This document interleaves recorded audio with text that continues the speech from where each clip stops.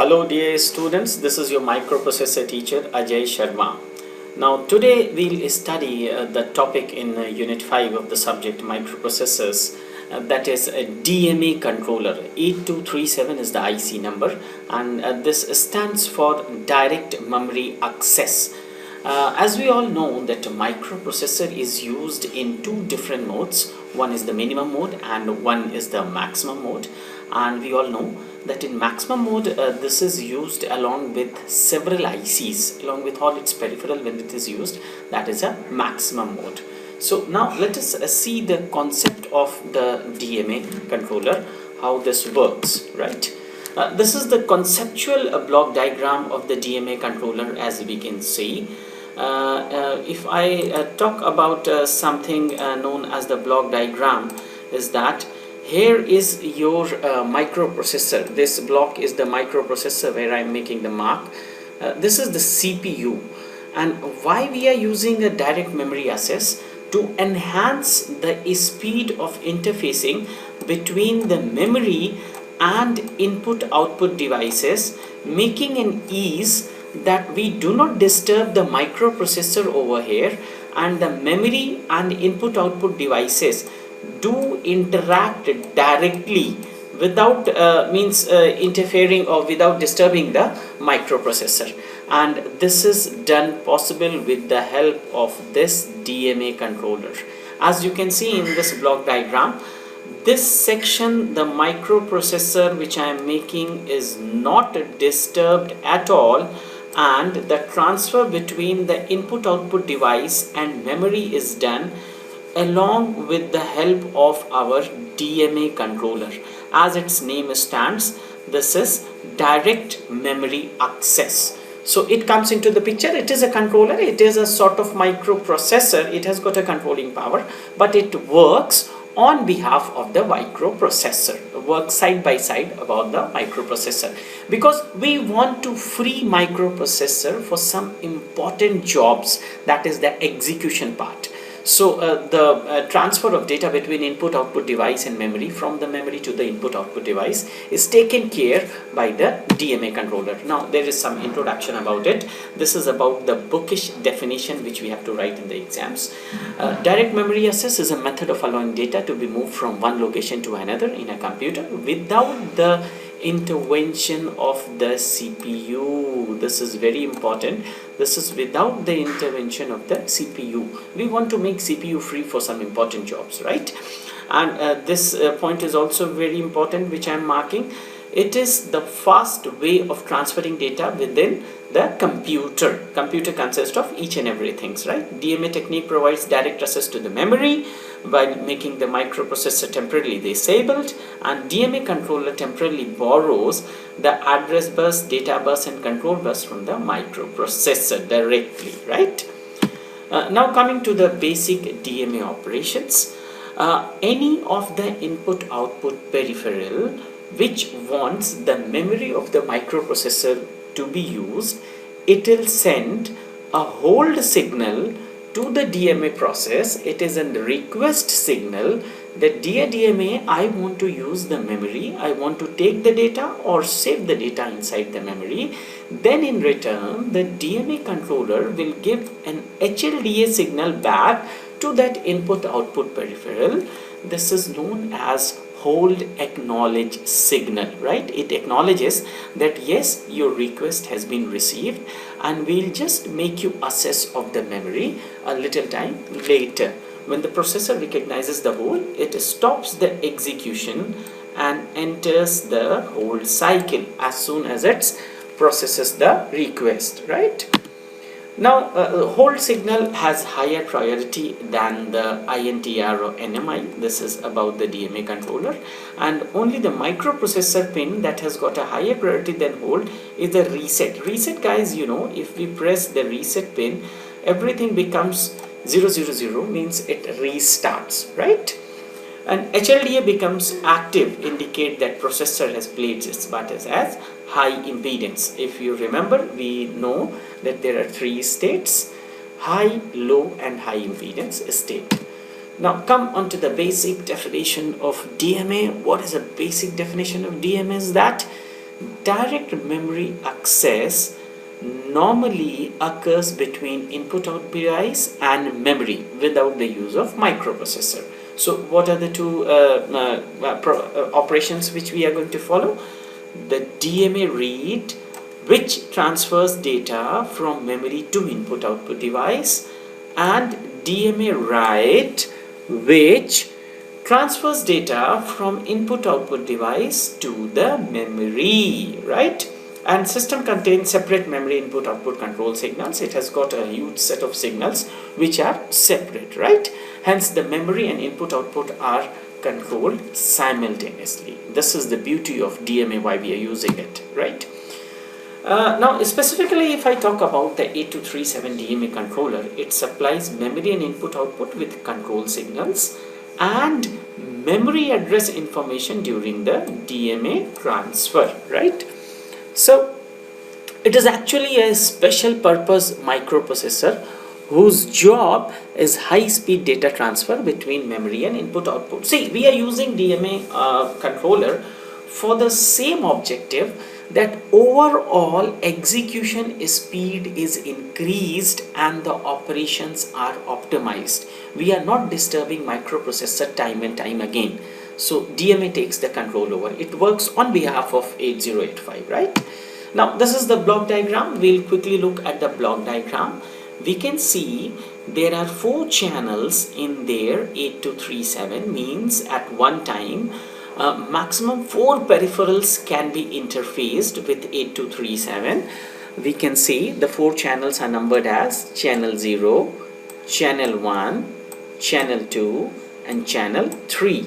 Each channel has got 2 pins. One is DRQ, this is data request, and one is DAC0, this is data acknowledge. Each channel has got 2 set of pins. One is the input pin where input output peripheral request the operation, and one is the output pin which that channel gives the acknowledgement, yes, I have received the request and I'll be processing very soon, right? Now you can see in the block diagram, the whole brain of this block diagram of this IC lies over here. This is the control logic mode set register. This is the control logic over here, and this one is the read write logic control, right? This decides what operations is to be done, right? So suppose input output device wants to have a business with 8237, wants to access memory. So suppose we are taking data from input output device to the memory. The data enters. Suppose we are selecting the channel 0 as I have written. The data will enter from here, channel 0. It will cross the data bus buffer. It will come to the internal bus buffer. It will go to the data bus buffer, and here it will meet with the data buses to the memory. Here is the memory element which is attached over here. Similarly, if I want to take data from memory to the input output peripheral, it will follow this path. Again it will go here, it will come over here, and it will cross and meet to the input output device. At this place we have got input output device, the right hand side, right? So the whole logic is simple. First the power is given, then the chip select bar is activated, and then this read write logic takes a decision that which channel is to be applied, and the whole brain lies over here in the control logic mode register, right? And here is at the bottom you can see we have got a priority resolver over here. What priority resolver does, it gives and resolves the priority between which channel is to be used, right? The highest priority has got channel 0 and the lowest priority has got channel 3 accordingly, right? Now this is, we can see the beautiful diagram of your 8237. As you can see, it starts from input output write, then input output read, input output write, memory read, memory write. This pin number 5 is something known as no connection. This is NC, this is no connection, and this is reserved for some future use. This is no connection pin over here. And then we have got a ready signal, HLDA, and this is address strobe. This is used as a strobe for the higher order of the address buses, right? This is address enable for enabling the higher bits of the address. And then we have got a request pin over here, and this is a CS bar, that is chip select bar, right? Chip select bar is something which enables this IC to be used. Then guys, we can see the 8 signals which are over here. I have marked over here. Each channel has got 2 signals, DREQ and DACK, that is data request and data acknowledge. So 2 into 4, 8 pins are reserved for the channels, each one 2. And here we have got EOP. EOP is a special pin that denotes end of process. When everything is transferred, all is done, this is activated low because there is a bar over here. Bar upon bar is active high. So this denotes the end of a process, right? These are the address buses, as you can see. These are the power lines. The pin number 20 and the pin number 31 gives the power to the IC, VCC and ground. And then we have got the data buses. Where are the data buses? DB0 and then DB5, DB7, 8-bit data buses. This is all what we have got in the pin description. The important pins I have explained you, and it's a simple pin diagram consisting of 40 pins and numbered in a U shape, as it is the international convention which is followed over here, right? Now what we'll see, these are the pin description which I've already told. These are the data buses, DB0 to DB7. These are the address buses, the lower order address buses, the higher order address buses, and this is the reset. It clears commands, status, requests, etc. It just resets everything. Another one I have already told, this is address enable, this is address strobe. What for address strobe? To control latching of the above address byte, used as an strobe for the above address bytes. EOP I have already told, this is the end of process. And DRQ0 to DRQ3 is your DMA request. As I've already told, the channel 0 has got a highest priority and the channel 3 has got the lowest priority, right? Now let us study about the basics of 8237 direct memory access. It is a 4-channel device which we have already seen over here, and that can be expanded to include any number of DMA channel inputs. Means any number of input-output peripherals can get access to the memory of your CPU with this 8237 IC, right? The 8237 is capable of Dma transfer rates 1.6 megabyte per second. It's a higher speed as compared to other devices which are older one. This IC has got a respectable speed of 1.6 megabyte per second. Each channel is capable of addressing full 64K byte section of memory and can transfer up to 64K bytes with a single programming, right? So now we see this diagram. This diagram is to understand the basics of DMA. Why the hell are we using direct memory access, right? See over here in the diagram 1, we see that CPU is involved in transferring the data from input-output device to memory. See here, the CPU is involved. But see the beauty of the right hand side diagram. See over here.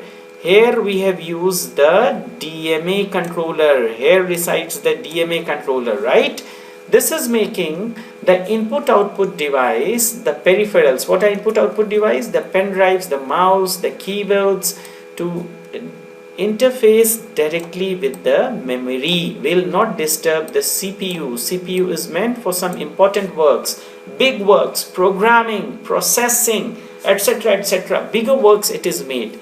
So when we use this one type of function where I have made a big tick, this type of block diagram, when we use this is with the DMA controller, it increases the speed of the whole processing to several times, doesn't disturbs the CPU time and time again, and it optimizes the whole operation, right? So this is for what DMA is. So in this video we have seen the basics, the concepts, the block diagram of DMA, the pin description, basic operations, etc. A fair review about direct memory access, right?